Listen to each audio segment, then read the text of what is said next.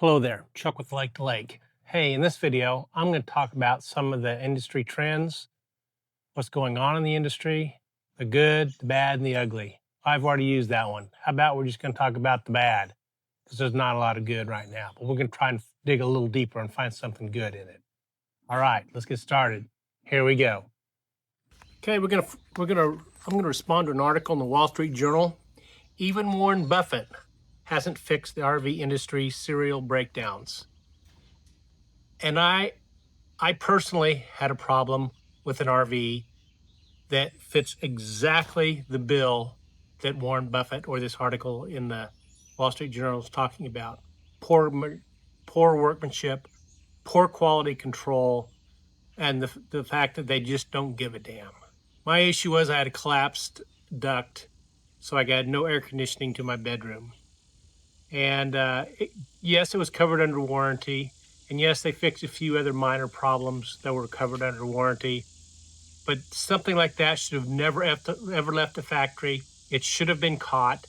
Should have been caught at the factory. It should have been caught at the dealer. And if I had known better, I should have caught it before I ever picked the RV up. But you know what? It was a learning experience for me.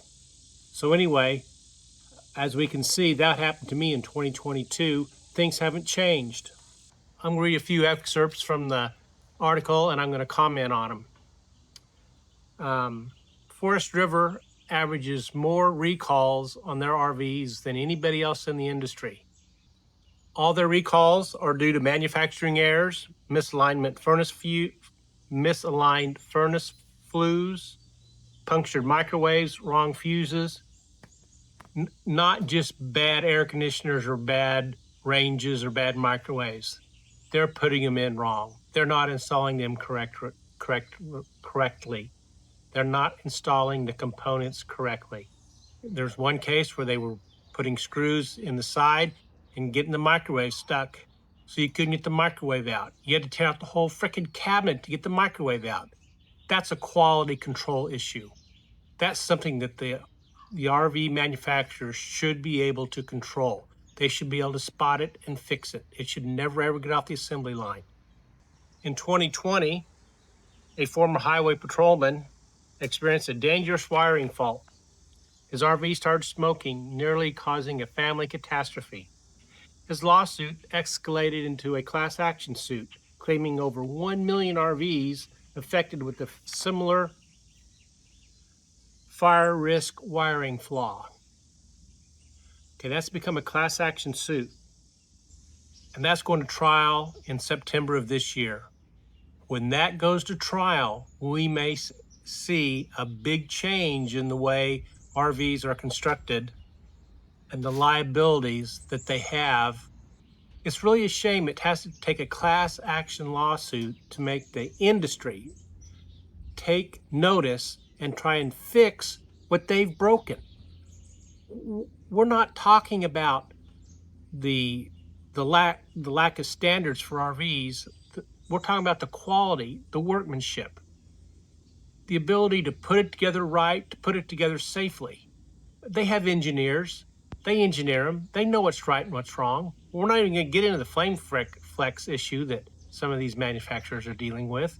I'm not going to even go there because the NTSB is handling that now. We'll see what comes of it. I'm not saying that's a problem, but it sure has been hit big in social media. One of the reasons this article points out that there are problems is because the workers that are putting together these RVs, they're paid by piecework. Low hourly wage, a low hourly wage, but they get piecework bonus. So if they get all their work done in a day, or if they get it done in 4 hours instead of 8, they get to go home and they get a bonus because they only really are set up to produce X amount of work per day. And if they get it done in 4 hours, guess what? They get 4 hours off, but they still get a full day's pay, and they get a bonus because they got all their work done. That means that the RV manufacturers are incentivizing speed over quality. That needs to stop. Another issue they have is the high turnover rate. And because people go from one manufacturer to another, they get a little experience with manufacturer A, then they jump to B, then they jump to C. And the more turnover rate you get, the more new people you have on a line putting together these RVs. Even if they're experienced, they're new. They're new at the process. They're new at the company. Every RV is built differently. It's a cookie cutter in their world, but it's a different cookie cutter as compared to other manufacturers. And this tends, when workers go to a different company to work, they have to learn the new company's process all over. And again, there's where mistakes happen. If you've done the same thing for the same company for 10 years, as opposed to every year you switch, you got to learn a new system. You got to learn the new protocols. You got to learn the new incentives. You got to learn the new hierarchy. You got to learn the new pecking order. It all comes to play. And the more changes you have, the more opportunity that you have for errors. Forest River isn't the only manufacturer to have quality control issues. They all have them. They have a much higher rate than the automobile industry. The automobile industry had to be corrected by the federal and state governments. And it's looking like that's what's going to have to happen in the RV manufacturing industry. The governments are going to have to step in and say, you got to make them right, or we're going to fine you, or we're going to make it so uncomfortable and so painful if you don't build them right that they're going to start building them right. Unfortunately, we're heading down that road. Again, we do have a class action suit that's supposed to hit the courts in September. That could change everything. Reshaping the quality standards for the industry, which is not a bad thing. And what can you do? I don't know what you can do, because I look at my situation with the collapsed duct. They built it that way. It passed their PDI inspection at the factory. It was a grand design. The dealer got it. It passed their PDI inspection at the dealer's lot. When I did my walkthrough, I didn't notice that there was no air conditioning going to the front bedroom. I didn't know the duct had collapsed. It wasn't until I got out and it was August and it was 90 degrees or 100 degrees out, and the bedroom was 25 degrees warmer than the kitchen. That's when I realized we had a problem. And another thing about that, it took them 4 months to fix. I'm glad I took it in October. I didn't get it back till February. And that's kind of out of the prime time season for camping in Kansas. So it was annoying, but it didn't keep me from camping. I don't know. I guess you could pay an inspector to inspect your RV, but should you have to do that on a new one? We don't have to pay an inspector to come and inspect our cars or SUVs or trucks. No, because they come off the lot, and there's a great chance that there's not a problem with it. So why should you have to pay an inspector $500, $600, $700 to inspect your RV? And in my case, I'm not 100% sure they would have caught it anyway, because I took when I took delivery of it, it was in March, and we probably wouldn't run the air conditioner. I don't know, maybe. I would have been real upset if I spent $600, $700 for an inspection and they missed that. So I'm not sure where you can. I'm not sure how the consumer can protect themselves against a manufacturing problem, especially if it's electrical. RV sales, they're down 7.6%. They're down over 105,000 were sold in the last month, and that's down 7%. The RV industry is slumping right now. They're pricing themselves out of the market, and their quality, the quality of the units is dropping, and the consumer's perception is that they're too high priced and they're junk. And I'm going to tell you what, I think that we're kind of missing the boat here, because I think there's several million people with RVs that are very happy with their RVs, and they're not all junk. But good news doesn't make headlines, and a lot of people are complaining about the quality, and perception becomes reality sometimes. Anyway, sales are down. You can see it on the RV lots. We got some 2024s out there. We got a lot of 2024s, a lot of 2025s, now 2026s are coming in.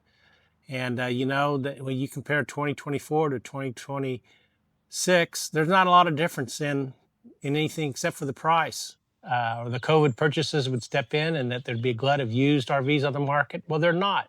And the reason they're not is because the consumers are upside down. They owe too much. They can't trade them in. And they're not, they can't sell them for what they owe on them. So they're just holding on to them. So we don't have that big glut of RVs on the market like we thought we were going to get. Interest rates are up a little bit. Inflation is up a little bit. So now that RV that you could buy for $200 or $300 a month is now $400 or $500 a month, or that $800 or $900 one is now $1,200 or $1,300 a month, and they've just priced themselves out of the market. And that's just a fact. They've got to figure out a way to either lower the price, keep making the models not as fancy, take away the bells and whistles. A lot of people just want to go camping. They want a furnace and air conditioner, and they want the basics. They don't need all the whiz bang gizmos on them. And you know what? If they do, and they have the money, they can still get them. There's still lots of high-end RV manufacturers, fifth wheels, travel trailers, Class A's, Class B's, Class C's. The people who want the nice units with all the bells and whistles, they can afford them, and they're still going to buy them, no matter what the interest rates are. Basically, sales are back to 2018 levels, and that's not a good or bad thing. That's the fact of the way of life. In 2018, they were great. In 2025, that's not good, and people aren't buying as much, or haven't bought as much as they did during COVID. And with sales declining and manufacturing, they're trying to push out more units. It's not good for the industry. I think we're going to see more of a shakeout. I think we're going to see more lines that aren't manufactured in the future. I think we're seeing some 2026 lines that they haven't retooled to make the 2026s yet. They're still, in fact, they even just shut down lines for the summer break because it gets so hot up in Elkhart. So it'll be interesting to see come September, October, what other lines are either in short supply or not available at all for 2026s. Another concerning thing for the industry is there's an article written by RV News. Winnebago leaders see slow retail market continuing. So Winnebago is out there telling investors and anybody that'll listen to them that sales are slow and they're not getting better, and they're projecting less sales going forward for 2025 than their earlier predictions in the year. Winnebago has too much inventory. They're not selling, and now they're having to do things on a big strategic level to combat that. They're going to drop and do cost-cutting measures where they can, because Winnebago is a publicly traded company, and they have to do what's right for their stockholders, and they have to make money. And if their way of making money is cutting costs, shutting down lines, maybe they're going to shut them down for a year, maybe 2 years. Who knows? They're not telling us, but I don't know what else they can do. And they're not expecting their dealers to be buying any more inventory. Their projection that 2026s aren't going to be bought up by dealers because they haven't sold their 2025s. You know, it's kind of smart on Winnebago's part to let people know what's going on.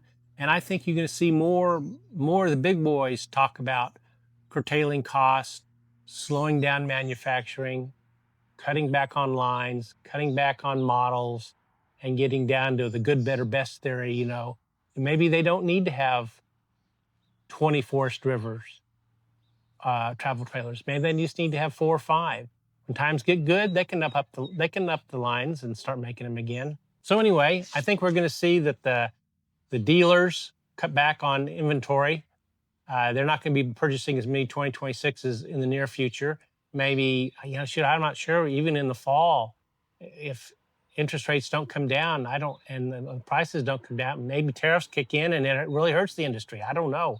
It seems like there's just not a lot of good news in the industry. But I do think the industry as a whole, I think there's a lot of pressure on the industry to start raising the quality control of the units. And I think that with this lawsuit, this class action lawsuit going to trial, and I think the overall perception of the industry, I think they're going to have to raise the bar, and they're going to have to maybe not get as high as the automobile industry, but I think they're going to have to raise it up to where we're talking about units per 100,000 that are bad instead of units per 1,000 that are bad. So anyway, that's my take. Thanks for watching. I know this was not a good news, our good news video, but hey, you know, sometimes you got to tell it the way it is. And when I do these things and I talk about how quality is bad or sales, I have a whole bunch of people jumping on my bandwagon, and I don't mean to beat the industry down, but it's not good. But again, there are thousands of happy people that bought new RVs that haven't seen any of these issues. So it's percentage of people that are bad, and it's the social media that makes them bad, and it's the reporting of people like the Wall Street Journal. Anyway, that's my video. If you like what you saw, give me a thumbs up. Please leave some comments. Tell me what you like, what you didn't like. Tell me what you want to hear. Tell me I'm too short, too fat, whatever. I don't care. Every little bit helps. Give me a thumbs up. And if you like what you saw, subscribe. Well, until we meet around the campfire, y'all take care now. Bye-bye.